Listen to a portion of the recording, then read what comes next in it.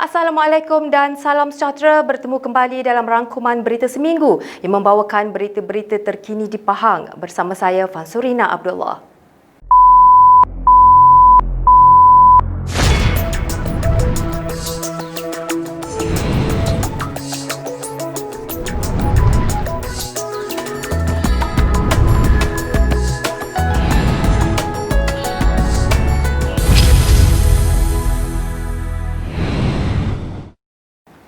Berita utama.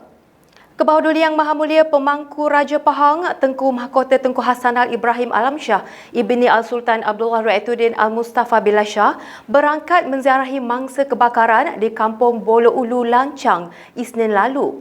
Keberangkatan baginda memperlihatkan keprihatinannya terhadap rakyat yang ditimpa bencana. Baginda menyantuni mangsa serta berkenan mengurniakan sumbangan peribadi bagi meringankan beban mangsa. Selaku Tuanku Yang Dipertua Majlis Ugama Islam dan Adat Resam Melayu Pahang MUIB, baginda turut mengurniakan bantuan zakat bencana berjumlah RM2,000 kepada Encik Budin bin Siraj. Kejadian jam 3.50 petang Ahad lalu itu menyebabkan mangsa mengalami kerugian berjumlah RM30,000. Jalan sepanjang 8 km yang menghubungkan Kampung Tanjung Gahai ke Taman Kekal Pengeluaran Makanan TKPM Jelai bakal disiapkan menjelang awal Disember ini. Menteri Besar Pahang Yang Amat Berhormat Datuk Seri Haji Warosti Wak Ismail berkata, sehingga kini proses pembinaan telah siap lebih awal berbanding jadual dan beliau yakin ia dapat digunakan dalam tempoh beberapa minggu sahaja lagi. Katanya jika sebelum ini penduduk setempat terpaksa menggunakan laluan yang agak jauh iaitu kira-kira 16 km, namun kini mereka dapat menikmati kemudahan jalan raya yang selesa dan menjimatkan masa selepas jalan ini siap dibina sepenuhnya tidak lama lagi. Beliau berkata demikian pada sidang media selepas melancarkan program Cakna Tok Wan di Dewan UMNO bahagian Cameron Highlands, Sungai Koyan, Lipis, Isnin lalu. Beliau berkata lagi, jalan yang menelan belanja RM1.7 juta itu dapat memberi kemudahan kepada ramai penduduk daripada Tanjung Gahai, Kuala Koyan dan Bertang. Pembinaan pejabat daerah kecil Jelai di kawasan Bukit Betong di Kuala Lipis bertujuan bagi memudahkan urusan penduduk setempat, khususnya di kawasan luar bandar tanpa perlu berolang-alik ke Kuala Lipis yang agak jauh dari kampung masing-masing. Menteri Besar Pahang Yang Amat Berhormat Datuk Seri Haji Warosti Wak Ismail berkata, Kerajaan Pahang memperuntukkan RM10 juta bagi pembinaan pejabat daerah kecil itu yang bakal memberikan kemudahan kepada penduduk di Kampung Kuala Medang, Tanjung Gahai, Bertang dan Lubuk Kulit. Katanya dengan adanya pejabat daerah kecil ini, pihak kerajaan akan memberi perkhidmatan kepada masyarakat setempat supaya dapat memudahkan mereka berurusan dengan pejabat daerah tanpa pergi ke pejabat daerah di daerah Lipis. Beliau berkata demikian pada sidang media selepas melancarkan program Cakna Tok Wan di Dewan UMNO bahagian Cameron Highlands, Sungai Koyan, Lipis, Isnin lalu. Dalam pada itu katanya, pembinaan pejabat daerah kecil itu juga dapat memberi sumbangan kutipan cukai kepada pihak kerajaan apabila kadar kutipan cukai di kawasan terbabit melebihi sasaran kutipan kepada RM39,174. Kerajaan Pahang sangat memberi perhatian dan cakna kepada isu keganasan terhadap wanita, malah telah menghadiahkan sebuah villa kepada Majlis Pembangunan Wanita Pahang untuk dijadikan crisis center.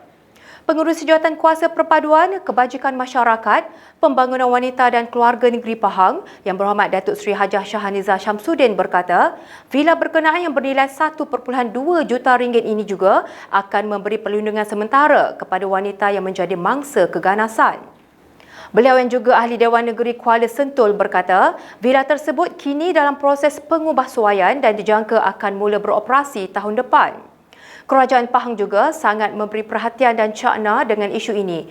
Baru-baru ini, Kerajaan Negeri melalui Yang Amat Berhormat Menteri Besar telah menghadiahkan sebuah villa bernilai RM1.2 juta di Kuantan kepada Majlis Pembangunan Wanita Pahang. Sebanyak 6,000 benih ikan lampam dan baung dilepaskan ke Sungai Pahang sempena program pemeliharaan dan perlindungan sumber perikanan darat di Kampung Padang Rumbia di Pekan baru-baru ini.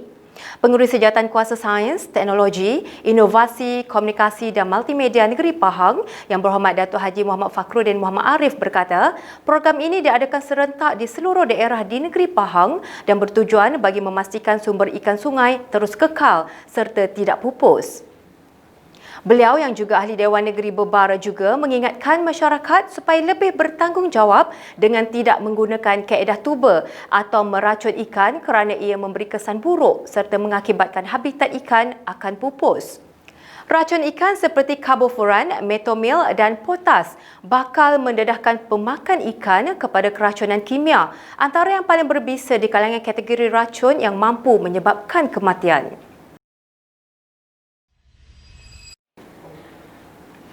Kerajaan Pahang menyumbangkan 4 buah kanopi kepada Masjid Taman Agropolitan Tanjung Batu Nenasi dan Masjid Kampung Padang Polo di Pekan untuk memberi keselesaan kepada penduduk terutamanya ketika menunaikan solat Jumaat serta melakukan aktiviti harian.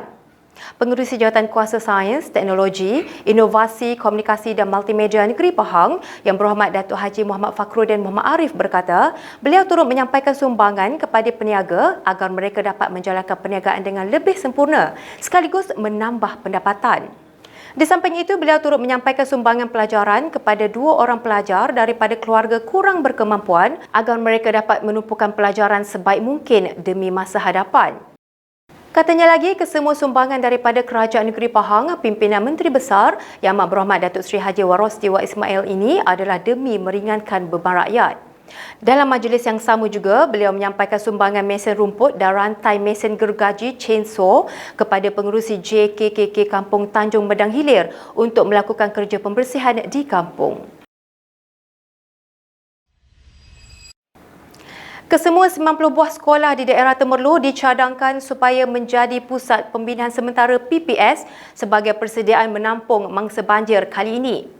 Pengerusi Jawatankuasa Bencana Daerah yang juga pegawai daerah Temerloh Yang Berhormat Datuk Ali Shahbana Sabaruddin berkata, cadangan penambahan PPS ini berikutan penggunaan norma baharu yang telah ditetapkan. Menurut beliau, mengikut prosedur operasi standard SOP yang telah digariskan bagi menghadapi banjir kali ini, telah ditetapkan jarak 3 meter bagi setiap kubikel di dalam PPS. Okey, dalam keadaan banjir yang biasa, yang normal, kita tak amalkan penjarakan yang begitu lebar. Tapi dalam SOP COVID ni, antara kubikel tu paling kurang 3 meter. Jadi bila 3 meter ni, jumlah kubikel yang boleh berada dalam satu kawasan tu menjadi lebih sedikit. Jadi kesan daripada tu, berkemungkinan besar kita terpaksa menambah bilangan pusat pembinaan sementara di daerah-daerah. Beliau berkata demikian ketika ditemui Unit Komunikasi dan Media Pahang UKOM selepas merasmikan latihan simulasi norma baharu Pusat Pemindahan Sementara PPS peringkat negeri Pahang di SMK Kuala Kerau di Temerloh Sabtu lalu. Majlis Perbandaran Kuantan MPK telah bersedia dengan beberapa langkah awal bagi menghadapi musim tengkujuh di daerah ini berikutan monsun timur laut yang dijangka bermula November ini sehingga Mac tahun hadapan. Yang di-Pertua Majlis Perbandaran Kuantan MPK Yang Berhormat Datuk Hamdan Hussein berkata, pihaknya telah melakukan kerja-kerja memangkas pokok yang dikhawatiri mendatangkan bahaya kepada orang ramai di hampir seluruh daerah ini. Beliau berkata 2 pusat pemindahan sementara PPS di bawah seliaan pihak MPK juga telah bersedia menghadapi kemungkinan berlakunya banjir. Katanya ketika ditemui pada sidang akhbar selepas program Satu Warga Satu Ikan dan penyampaian hadiah pertandingan sempena Kuantan sebagai Bandaraya Lestari di Zoo Mini Teruntum di Kuantan Isnin lalu. Laporan itu tadi mengakhiri rangkuman berita seminggu pada kali ini. Jangan lupa patuhi saranan Kementerian Kesihatan Malaysia KKM dengan mematuhi SOP yang telah ditetapkan. Teruskan bersama Pahang Media untuk mendapatkan pelbagai berita dan maklumat terkini di negeri Pahang. Jangan lupa like, subscribe dan share Pahang Media di Facebook, Instagram, Twitter dan YouTube.